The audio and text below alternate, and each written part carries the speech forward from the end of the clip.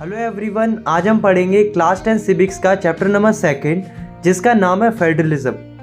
इस चैप्टर में हम फेडरलिज्म के बारे में पढ़ेंगे कि फेडरलिज्म क्या होता है, क्या हमारी कंट्री एक फेडरल कंट्री है, अगर हाँ तो ऐसी कौन कौन सी चीज़ें हैं जो हमारी कंट्री को एक फेडरल कंट्री बनाती है, और आखिर ये फेडरल सिस्टम काम कैसे करता है, और साथ में हम डिसेंट्रलाइजेशन के बारे में भी जानेंगे। हम इस चैप्टर के सभी टॉपिक्स को विजुअल्स और एनिमेशन की मदद से बहुत ही अच्छे से समझेंगे। तो चलिए स्टार्ट करते हैं।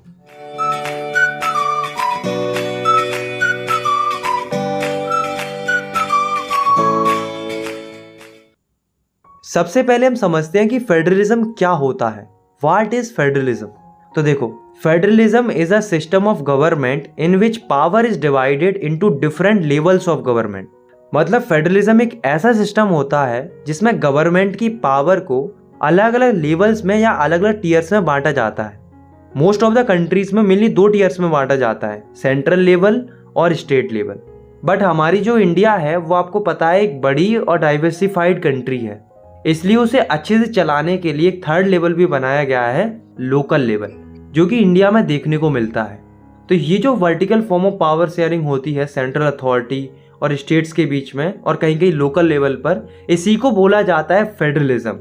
अब दोस्तों ऐसा नहीं है कि हर कंट्री में फेडरल गवर्नमेंट ही होती, बल्कि कई सारी कंट्रीज में यूनिटरी गवर्नमेंट भी होती है। तो इसमें डिफरेंस क्या होता है? तो इनमें मेन डिफरेंस ये होता है कि फेडरल गवर्नमेंट में जो पावर डिवाइड की जाती है वो हर एक लेवल्स के लिए की जाती है, चाहे वो सेंट्रल लेवल हो और चाहे वो स्टेट लेवल हो। हर लेवल ऑफ गवर्नमेंट के पास अपनी अपनी पावर होती है। जहाँ तक कि अगर किसी कंट्री में लोकल लेवल भी है तो उसके पास भी अपनी खुद की पावर होती है। वही यूनिटरी गवर्नमेंट में सारी पावर एक ही लेवल के पास होती है, वो है सेंट्रल लेवल। अब आप खुद सोचो, इन दोनों फॉर्म ऑफ गवर्नमेंट में से कौन सी गवर्नमेंट ज़्यादा बेस्ट रहेगी? वो वाली जिसमें पावर अलग अलग लेवल्स में बटी हुई है, या फिर वो वाली जिसमें पावर एक ही लेवल के पास है? तो ऑब्वियसली फेडरल गवर्नमेंट ज़्यादा बेस्ट रहेगी, क्योंकि हमने पिछले चैप्टर में पढ़ा था कि जिस कंट्री में जितनी ज़्यादा पावर शेयरिंग होती है उस कंट्री की गवर्नमेंट लॉन्ग टर्म में उतनी अच्छी परफॉर्म करती है। तो इस हिसाब से फेडरल गवर्नमेंट ज़्यादा अच्छा ऑप्शन है as compare to unitary government. Federal government के अच्छे एग्जाम्पल्स हैं इंडिया एंड यूएसए, और यूनिटरी गवर्नमेंट के अच्छे एग्जाम्पल है फ्रांस एंड इंग्लैंड।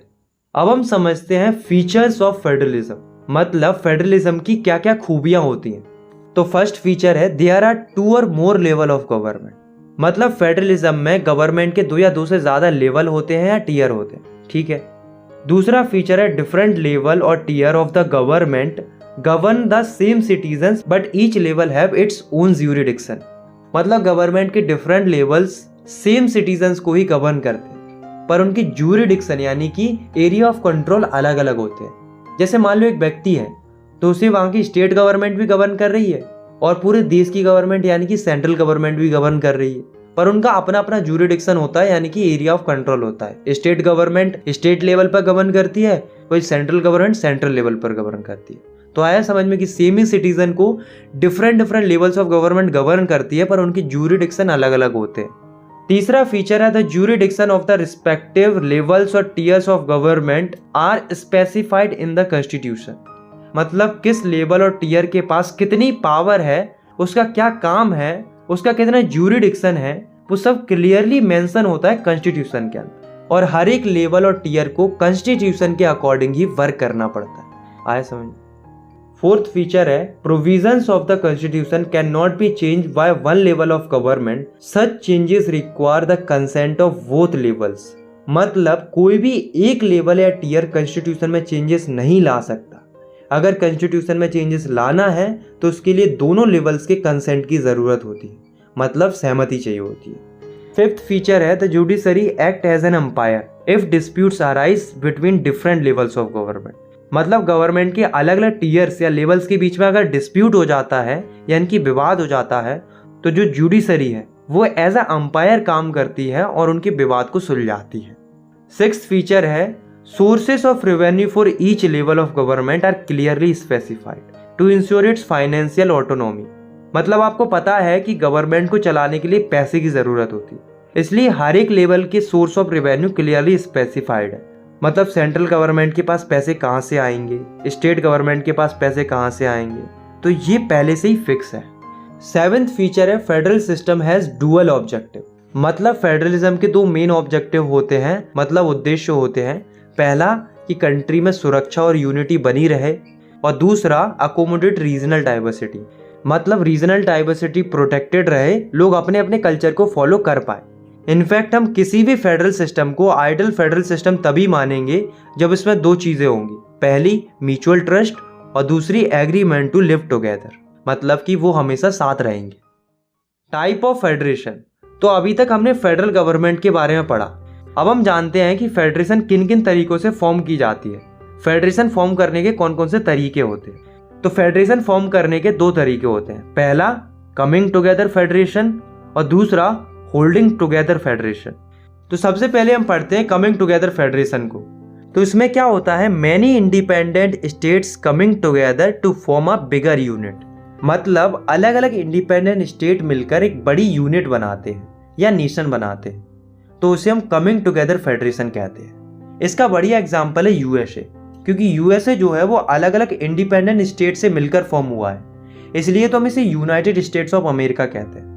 तो इसमें यूजुअली हर एक स्टेट के पास बराबर पावर होती है, और सेंट्रल गवर्नमेंट और स्टेट गवर्नमेंट के बीच में भी पावर इक्वली डिस्ट्रीब्यूटेड होती है। अगर मैं एग्जांपल की बात करूं तो एक तो यूएसए है, बाकी दो और लिख लो, स्विट्जरलैंड और ऑस्ट्रेलिया। अब हम बात करते हैं होल्डिंग टुगेदर फेडरेशन की। तो इसमें क्या होता है, a large country decide to divide its power between the constituent states and the central government, मतलब एक बड़ी कंट्री डिसाइड करती है अपनी पावर को डिवाइड करने की अलग अलग स्टेट्स के बीच में और सेंट्रल गवर्नमेंट के बीच में। इस तरह की फेडरेशन को हम होल्डिंग टुगेदर फेडरेशन कहते हैं। इसका बढ़िया एग्जांपल है इंडिया। इंडिया में क्या हुआ, पावर को बांट दिया अलग अलग स्टेट्स में और सेंट्रल गवर्नमेंट में, पर इसमें क्या होता है कि किसी स्टेट के पास ज्यादा पावर होती है, किसी स्टेट के पास कम पावर होती है, मतलब अनइक्वल पावर डिस्ट्रीब्यूटेड होती है अलग अलग स्टेट्स के बीच में। और सेंट्रल गवर्नमेंट और स्टेट गवर्नमेंट के बीच में भी पावर इक्वली डिस्ट्रीब्यूटेड नहीं होती, सेंट्रल गवर्नमेंट के पास ज़्यादा पावर होती है as compare to state government. अगर मैं एग्जाम्पल की बात करूँ तो एक तो इंडिया है, बाकी इसमें भी दो और ऐड कर लो, स्पेन और Belgium. What make India a federal country. इस टॉपिक में हम पढ़ेंगे कि ऐसी क्या चीज़ें हैं जो इंडिया को एक फेडरल कंट्री बनाती हैं। हमें नो डाउट ये पता है कि इंडिया एक फेडरल कंट्री है, लेकिन हमें ये प्रूव करना, हमें ये बताना है कि ऐसी क्या चीज़ें हैं जो इंडिया को एक फेडरल कंट्री बनाती हैं। तो चलिए जानते हैं। तो शुरुआत में जब हमारा कॉन्स्टिट्यूशन पहली बार बन के तैयार हुआ था, तो इसमें केवल गवर्नमेंट के दो ही टीयर के बारे में बताया गया था, सेंट्रल गवर्नमेंट और स्टेट गवर्नमेंट। तो इसका मतलब ये है कि इनिशियली कॉन्स्टिट्यूशन के हिसाब से इंडिया में गवर्नमेंट के दो ही टीयर थे, सेंट्रल गवर्नमेंट और स्टेट गवर्नमेंट। लेकिन दोस्तों, इंडिया की डाइवर्सिटी को ध्यान में रखकर कॉन्स्टिट्यूशन में कई सारे चेंजेस आते हैं, और बाद में जाकर गवर्नमेंट का तीसरा टीयर भी बनाया गया, जिसको बोला गया लोकल गवर्नमेंट, जिसमें आते हैं पंचायत और म्यूनसिपैलिटीज। इन तीनों टीयर्स के पास अपना अपना ज्यूरिडिक्शन है, मतलब एरिया ऑफ कंट्रोल है, और ये तीनों ही अपना अपना ज्यूरिडिक्शन एंजॉय कर सकते हैं। इसके अलावा हमारे कॉन्स्टिट्यूशन में 3 लिस्ट भी दी गई हैं। पहली है यूनियन लिस्ट, दूसरी है स्टेट लिस्ट और तीसरी है कॉन्करेंट लिस्ट। यूनियन लिस्ट में वो सब्जेक्ट आते हैं जो कि पूरे देश से संबंधित होते हैं, जैसे कि defence, foreign affairs, banking, communication and currency. ये पूरे देश से संबंधित होते हैं, इसलिए इनको ऊपर केवल सेंट्रल गवर्नमेंट ही लॉ बना सकती है या एक्शन ले सकती है। दूसरी लिस्ट होती है स्टेट लिस्ट। स्टेट लिस्ट में वो सब्जेक्ट आते हैं जो कि स्टेट और लोकल लेवल से संबंधित होते हैं, जैसे कि पुलिस। आप सभी को पता है कि हर एक स्टेट की अपनी अपनी पुलिस होती है, एमपी पुलिस होती है, यूपी पुलिस होती है, मतलब हर एक स्टेट की अपनी अपनी पुलिस होती है। Trade, commerce, agriculture and irrigation, ये सब स्टेट से रिलेटेड टॉपिक हैं, इसलिए इनके ऊपर केवल स्टेट गवर्नमेंट ही लॉ बना सकती है। तीसरी लिस्ट होती है कॉन्करेंट लिस्ट।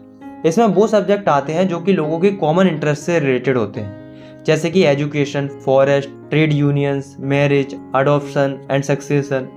तो ये जो सब्जेक्ट्स हैं वो कॉमन इंटरेस्ट से संबंधित हैं, इसलिए इन विषयों पर दोनों ही गवर्नमेंट लॉ बना सकती हैं, central government as well as state government. अब आप एक बात और याद रखो कि यहाँ पर इन सब्जेक्ट से रिलेटेड अगर कोई कॉन्फ्लिक्ट होता है, यानी कि विवाद होता है सेंट्रल गवर्नमेंट और स्टेट गवर्नमेंट के बीच में, तो सेंट्रल गवर्नमेंट का व्यू ज़्यादा डोमिनेट करेगा as compare to state government. अब एक क्वेश्चन आता है कि ऐसे सब्जेक्ट्स का क्या होगा जो इन तीनों लिस्ट में से किसी में भी नहीं आते, इनके ऊपर कौन लॉ बनाएगा, जैसे कि space, technology, cyber security, computer technology.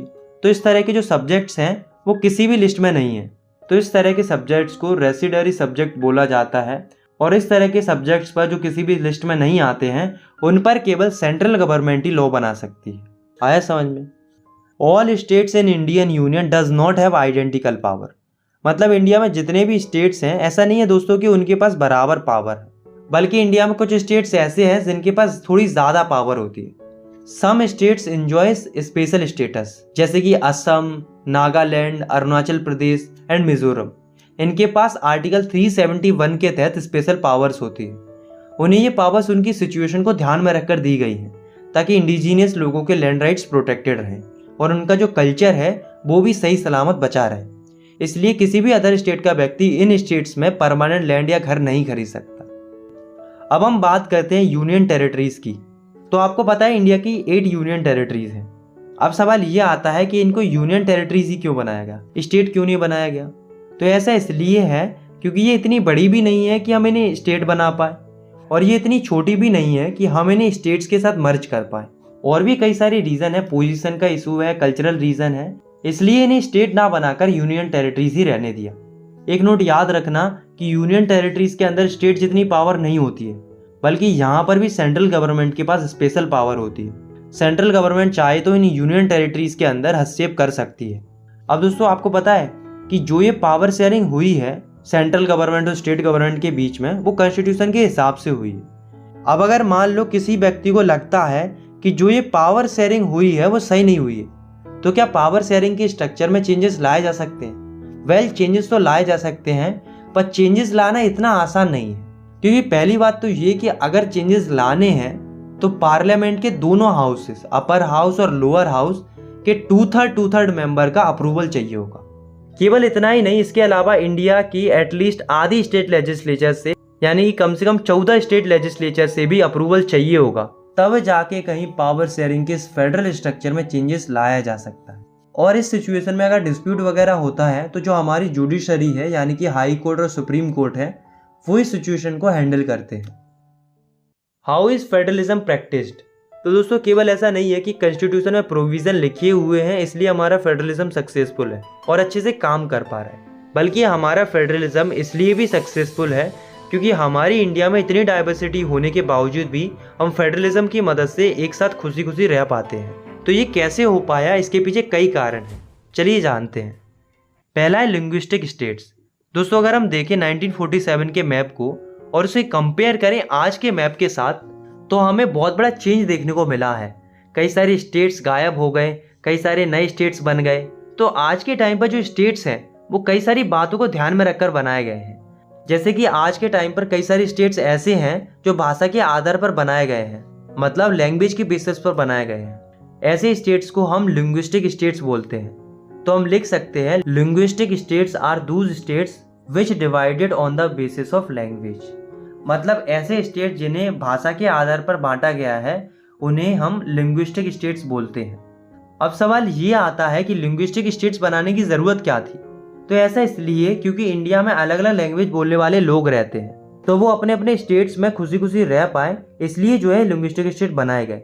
इससे जो है कंट्री की यूनिटी भी बनी रहेगी और एडमिनिस्ट्रेशन करना भी आसान हो जाएगा, यानी कि कंट्री को चलाना भी आसान हो जाएगा। सिमिलरली कुछ स्टेट्स को लैंग्वेज के बेसिस पर नहीं बल्कि उनके कल्चर, एथनिसिटी और ज्योग्राफी के बेसिस पर भी बांटा गया है। जैसे कि नागालैंड हो गया, उत्तराखंड हो गया, झारखंड हो गया। तो ये जो स्टेट्स हैं उनके कल्चर को ध्यान में रखकर बनाए गए हैं। Linguistic policy. दोस्तों हमारे कॉन्स्टिट्यूशन ने किसी भी लैंग्वेज को नेशनल लैंग्वेज डिक्लेयर नहीं किया है। अगर हमें ऐसा लगता है कि हिंदी हमारी नेशनल लैंग्वेज है तो हम गलत हैं, बल्कि हमारे देश में किसी भी लैंग्वेज को नेशनल लैंग्वेज का दर्जा नहीं मिला है। हमारे देश में लगभग 40% लोग हिंदी बोलते हैं, मतलब मेजॉरिटी ऑफ पॉपुलेशन हिंदी बोलती है, पर वो नेशनल लैंग्वेज नहीं है। सिमिलरली भारत में 21 भाषाएं और बोली जाती हैं। कुल मिलाकर हमारे पूरे देश में 22 भाषाएं बोली जाती हैं जिन्हें शेड्यूल लैंग्वेज बोला जाता है। और हम लोग इन 22 भाषाओं में से किसी भी भाषा में एग्जाम दे सकते हैं क्योंकि हमारा कॉन्स्टिट्यूशन इन सभी भाषाओं को इक्वल राइट्स देता है। हमारे देश की 2 ऑफिशियल लैंग्वेज है, हिंदी और इंग्लिश। ध्यान रखना ये ऑफिशियल लैंग्वेज है, नेशनल लैंग्वेज नहीं है। अब देखो एक इंसिडेंट हुआ। एक बार क्या हुआ, 1965 में ऑफिशियल पर्पजेस के लिए इंग्लिश भाषा को ही बंद कर दिया, यानी कि हटा दिया। तो इसके विरोध में कई सारे तमिलनाडु के नॉन हिंदी स्पीकिंग लोग आवाज़ उठाते हैं। उनका मानना ये था कि इंग्लिश लैंग्वेज को ऑफिशियल लैंग्वेज से हटना नहीं चाहिए, बल्कि इंग्लिश लैंग्वेज का यूज़ कंटिन्यू रहना चाहिए, क्योंकि उनके लिए इंग्लिश भाषा को ही समझना आसान था किसी और भाषा के मुकाबले।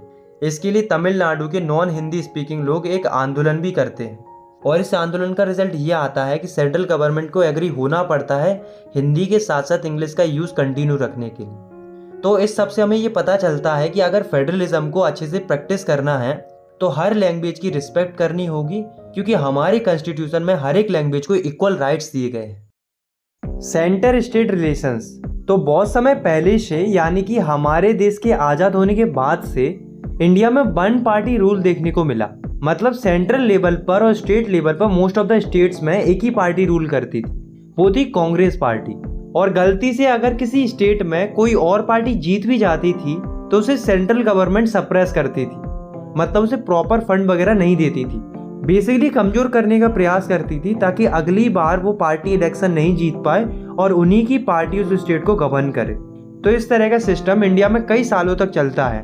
बट फिर 1990 में क्या होता है, कोलिशन गवर्नमेंट का कंसेप्ट आता है, क्योंकि 1990 में किसी भी एक पार्टी को क्लियर मेजॉरिटी नहीं मिली थी, इसलिए अलग अलग पार्टीज मिलकर कोलिशन गवर्नमेंट फॉर्म करती है मेजॉरिटी के कट ऑफ को क्रॉस करने के लिए और सेंटर पर अपनी गवर्नमेंट फॉर्म करने के लिए।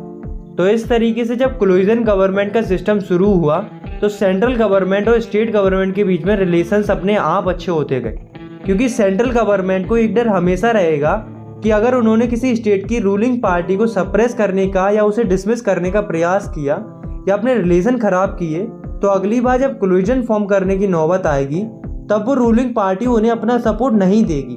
तो इस डर के कारण सेंट्रल गवर्नमेंट को स्टेट गवर्नमेंट की वैल्यू समझ में आने लगी और सेंटर और स्टेट के बीच में रिलेशंस अपने आप बेहतर होते चले गए। और फेडरलिज्म भी यही कहता है कि अगर किसी कंट्री में सेंटर और स्टेट गवर्नमेंट के बीच में रिलेशंस अच्छे नहीं है तो उसे हम आइडियल फेडरलिज्म नहीं मानते। आइडियल फेडरलिज्म मतलब अच्छा फेडरलिज्म हम उसी को मानते हैं जिसमें सेंटर और स्टेट के बीच में अच्छे रिलेशंस होते हैं।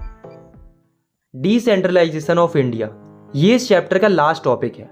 तो डिसेंट्रलाइजेशन का मतलब होता है when power is taken away from central and state government and given to local government, it is called decentralisation. मतलब डिसेंट्रलाइजेशन का मतलब होता है जब पावर सेंट्रल गवर्नमेंट और स्टेट गवर्नमेंट से लेकर लोकल गवर्नमेंट को दी जाती है तो उसे हम डिसेंट्रलाइजेशन कहते हैं। अब सवाल ये आता है कि इंडिया में डिसेंट्रलाइजेशन करने की ज़रूरत क्या थी, मतलब लोकल गवर्नमेंट को पावर देने की ज़रूरत क्या थी। तो देखो, हमारी जो कंट्री है इंडिया, वो एक बहुत बड़ी कंट्री है। तो इतनी बड़ी कंट्री में एक छोटे से एरिया में क्या प्रॉब्लम है, वहाँ पर कौन कौन से इशूज़ हैं, उन्हें केवल लोकल लेवल ही अच्छे से समझ सकता है और उन्हें सेटल कर सकता है, क्योंकि लोकल गवर्नमेंट को ही बेटर अंडरस्टैंडिंग होती है किसी भी लोकल एरिया की और उसमें चल रही समस्याओं की। इसलिए जो है डिसेंट्रलाइजेशन का कंसेप्ट इंट्रोड्यूस किया गया और लोकल गवर्नमेंट को भी पावर दी गई। पर दोस्तों, कहने के लिए डिसेंट्रलाइजेशन हो गया था, मतलब कहने के लिए पावर दे दी गई थी, पर एक्चुअल में लोकल लेवल के पास सही से पावर नहीं आई थी।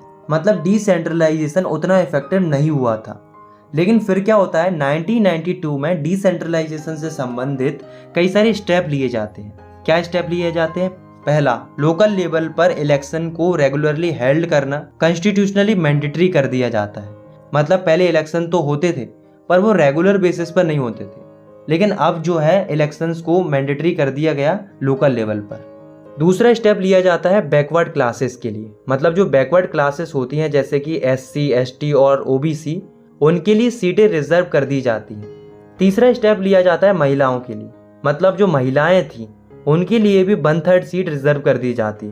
फोर्थ स्टेप लिया जाता है कि इंडिपेंडेंट कमीशन बनाया जाता है, यानी कि स्टेट इलेक्शन कमीशन बनाया जाता है, जिसका काम था लोकल लेवल के यानी कि पंचायत और म्यूनसिपल के इलेक्शन को कंडक्ट करवाना।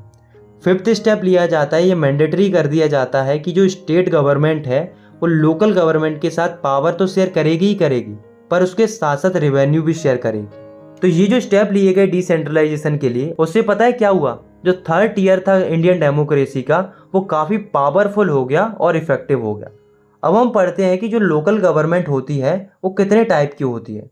तो लोकल गवर्नमेंट 2 टाइप की होती है। पहली, रूरल लोकल गवर्नमेंट, जो कि गाँव में होती है, जिसको पंचायती राज भी बोला जाता है। और दूसरी होती है अर्बन लोकल गवर्नमेंट, जो कि शहरों में होती है, जिसे म्यूनिसिपैलिटीज बोला जाता है। तो सबसे पहले हम बात करते हैं रूरल लोकल गवर्नमेंट की, यानी कि पंचायती राज की। तो जो अलग अलग गांव होते हैं उनमें होती है ग्राम पंचायत। ग्राम पंचायत एक अकेले गांव की भी होती है या फिर 2-3 छोटे छोटे गांव की भी एक ही ग्राम पंचायत बना दी जाती है। तो जो ये ग्राम पंचायत होती है उसमें कई सारे वार्ड मेंबर्स को इलेक्ट किया जाता है और एक सरपंच को इलेक्ट किया जाता है। सरपंच जो होता है वो हेड होता है पूरी ग्राम पंचायत का, और उस ग्राम पंचायत में जितनी भी गांव हैं, सरपंच उन सभी गांवों के लिए डिसीजन लेने की पावर रखता है। तो समझ में आया कि ग्राम पंचायत क्या होती है। तो ऐसे ही अलग अलग ग्राम पंचायत से मिलकर बनती है एक पंचायत समिति, जिसे ब्लॉक समिति और मंडल समिति भी बोला जाता है। और ऐसे ही अलग अलग पंचायत समिति से मिलकर बनता है एक जिला परिषद। जिला परिषद जो कि सबसे ऊपर होता है। तो अगर हम पंचायती राज का एक स्ट्रक्चर बनाएं तो वो कुछ इस तरीके से दिखेगा। सबसे नीचे आती है ग्राम पंचायत, जो कि विलेज लेवल पर होती है, जिसका हेड होता है सरपंच। उससे ऊपर आती है पंचायत समिति, जो कि ब्लॉक लेवल पर होती है, और सबसे ऊपर आता है जिला परिषद। इसका हेड होता है जिला परिषद चेयरपर्सन। तो ये तो बात हुई रूरल एरिया की। अब हम बात करते हैं अर्बन एरिया की, यानी कि अर्बन लोकल गवर्नमेंट की। तो जो बड़ी बड़ी सिटीज होती हैं उनमें होती है म्युनिसिपल कॉरपोरेशन, और जो टाउन होते हैं यानी कि जो कस्बे या छोटे छोटे शहर होते हैं उनमें होती है म्युनिसिपैलिटीज। म्युनिसिपल कॉरपोरेशन का जो पॉलिटिकल हेड होता है उसे हम कहते हैं मेयर, और म्युनिसिपैलिटीज का जो पॉलिटिकल हेड होता है उसे हम कहते हैं म्युनिसिपैलिटी चेयरपर्सन। तो यहाँ तक हमने लोकल गवर्नमेंट के स्ट्रक्चर के बारे में बहुत अच्छे से पढ़ा। तो यहाँ से हमें एक बात तो क्लियर हो गई कि जो ये डिसेंट्रलाइजेशन का स्टेप लिया गया था वो एक बहुत बड़ा डिसीजन था और एक अच्छा डिसीजन था, क्योंकि डिसेंट्रलाइजेशन की मदद से आम लोगों की आवाज़ गवर्नमेंट तक ज़्यादा बेहतर तरीके से पहुँच पाई। इसके अलावा महिलाओं को भी रिप्रेजेंटेशन मिला। इनफैक्ट टोटली अगर हम देखें, मतलब महिलाओं और पुरुष दोनों को मिलाकर, तो हमारी इंडिया में लगभग 36 लाख इलेक्टेड रिप्रेजेंटेटिव हैं लोकल लेवल पर। ये नंबर कई कंट्रीज़ की पॉपुलेशन से भी ज़्यादा है। डिसेंट्रलाइजेशन की मदद से इंडियन डेमोक्रेसी और ज़्यादा डीपन हो जाती है, यानी कि गहरी हो जाती है, या हम कह सकते हैं और ज़्यादा मजबूत हो जाती है। तो लोकल गवर्नमेंट को बनाना एक बहुत बड़ा एक्सपेरिमेंट है डेमोक्रेसी का, जो कि एक सक्सेसफुल एक्सपेरिमेंट है। तो ये तो बात हुई डिसेंट्रलाइजेशन के मेरिट्स के बारे में, मतलब डिसेंट्रलाइजेशन की अच्छाइयों के बारे में। पर दोस्तों, डिसेंट्रलाइजेशन में कुछ कमियां बाकी हैं, जैसे कि ग्राम सभा के इलेक्शन अभी भी रेगुलरली हेल्ड नहीं होते। कई सारी स्टेट गवर्नमेंट ने अभी भी उतनी पावर ट्रांसफ़र नहीं की है लोकल गवर्नमेंट को जितनी उसे ज़रूरत है। पर कोई बात नहीं, इन कमियों के बावजूद भी हमारी इंडिया का फेडरल सिस्टम कई सारी फेडरल कंट्रीज से बेहतर है, और हम भी यही आशा करते हैं कि समय के साथ साथ हमारी इंडिया का फेडरल सिस्टम भी और भी ज़्यादा बेहतरीन होता जाएगा। आई होप आपको ये वीडियो पसंद आई होगी। अगर आपको ये वीडियो पसंद आई तो आप इस वीडियो को लाइक कर सकते हो, चैनल को सब्सक्राइब कर सकते हो ऐसे ही क्लास 10th की वीडियोस आगे देखने के लिए। बाकी मिलते हैं नेक्स्ट वीडियो में, तब तक के लिए टेक केयर, बाय बाय।